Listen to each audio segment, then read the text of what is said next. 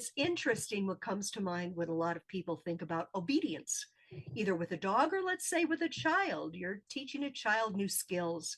And with a lot of people, obedience means you're just going to do it the way I tell you to, and no matter what. And then with other people, people that have learned what really works with obedience is the importance of a relationship when trying to teach someone something. And that's where the magic happens. And just as with people, the same is true with dogs. And we'd love for you to talk to us about that today. Yes. So, and I focus on behavior, right? So behavior is emotional. It's not just mechanical.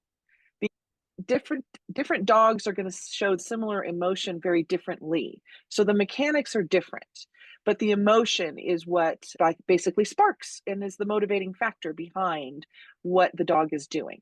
So dogs just can't perform well when they are overwhelmed. Most people can't either, let's be fair.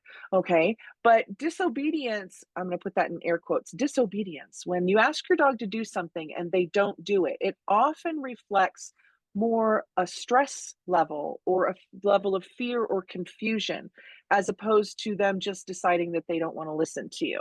And that's frequently when people are talking about obedience and disobedience, it's did they do what I told them to do?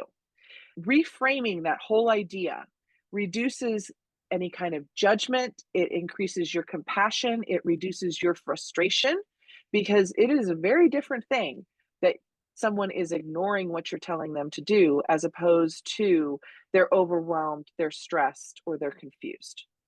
So it really helps to reframe your relationship with your dog. And why is that important?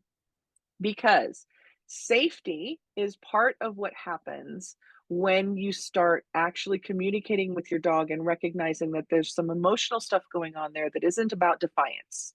So, safety builds trust, and safety also provides clearer thinking and better responses to what you're asking your dog to do because they aren't stressed.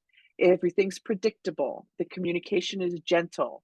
If it's not working right, we try and take a step back and figure out, why is my dog not understanding what I'm saying, or why are they not able to do what I'm asking?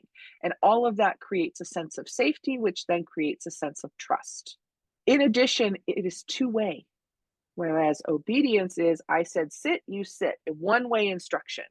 Whereas communication, and it really is a two-way thing. Not only are our dogs listening to us, but we are listening to our dogs, and we are helping them in situations and making sure we're paying attention to those subtle signals of stress. We've talked about them in previous things: licking lips, head turns, scanning, slowing down, speeding up. All of these things will basically result in some kind of an escalation.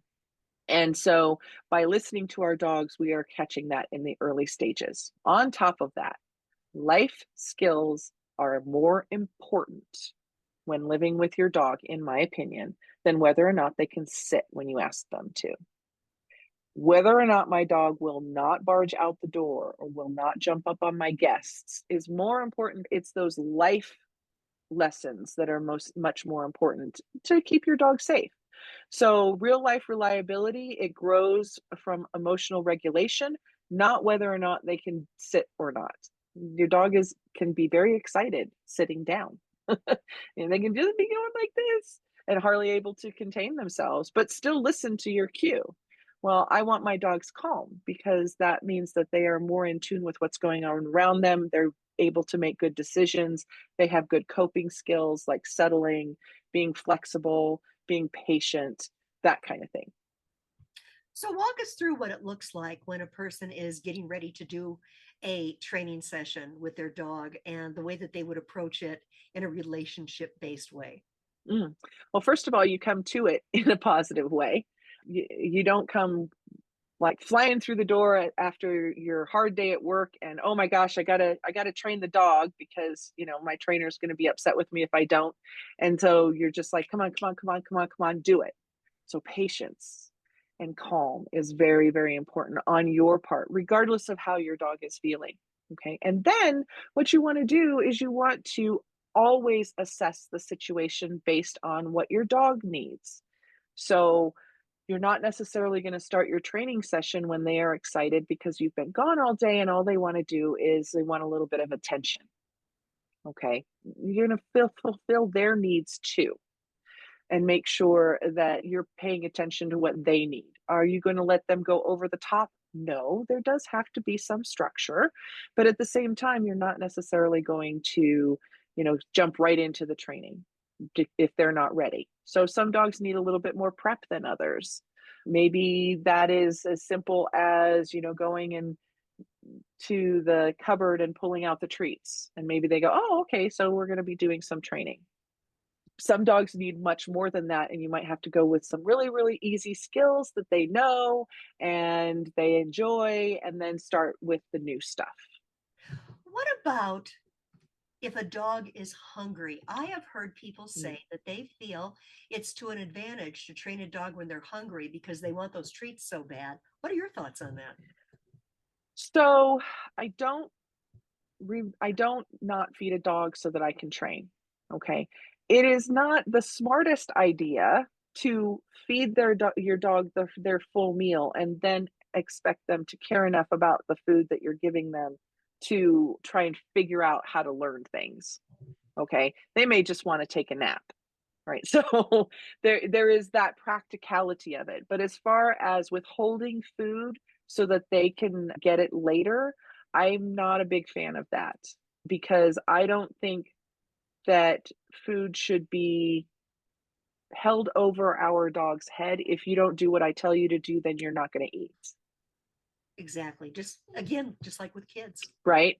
And so I don't believe in like, oh well, instead of giving you breakfast we're going to train you an hour later. I don't think that that's a great way to engage, and it's certainly not going to provide your dog with any kind of sense of safety that their needs are going to be met because now they didn't get breakfast. Now, can you choose to feed your dog throughout the day and use training as part of the ways that they get their food allowance? Yes, but that doesn't mean that just we did 15 minutes of training and I allotted quarter of a cup for training. You didn't do enough of what I told you to do to get that quarter of a cup, so now you don't get that food for the day. That food goes into their bowl.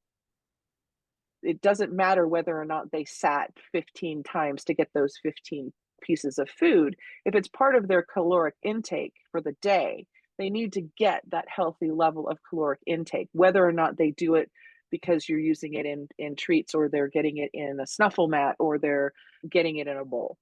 Their calorie needs need to be met. Right. Absolutely. So this has been enlightening. What else would you like to share? Training should be a conversation. The back and forth communication keeps things calm, keeps learning calm, and keeps it enjoyable for both you and your dog. Giving your dog opportunities to opt in as well as opt out.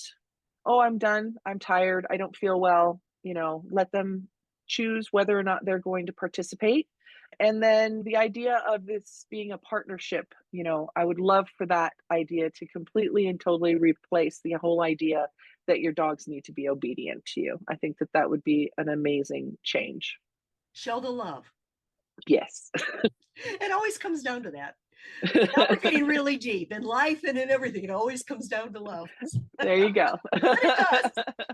Well, we will see you again soon. I want to remind everyone if you want some more specific examples of what to do with your dog to enrich your relationship when you're training, Stephanie can take your dog and the specific needs that you have, because everyone is different, every dog is different, and help you put it all together so you really see everything work in action as well as it can. Give her a call. All the information's below. Thank you, Stephanie. See you again soon. All right. Take care. Bye bye. Bye.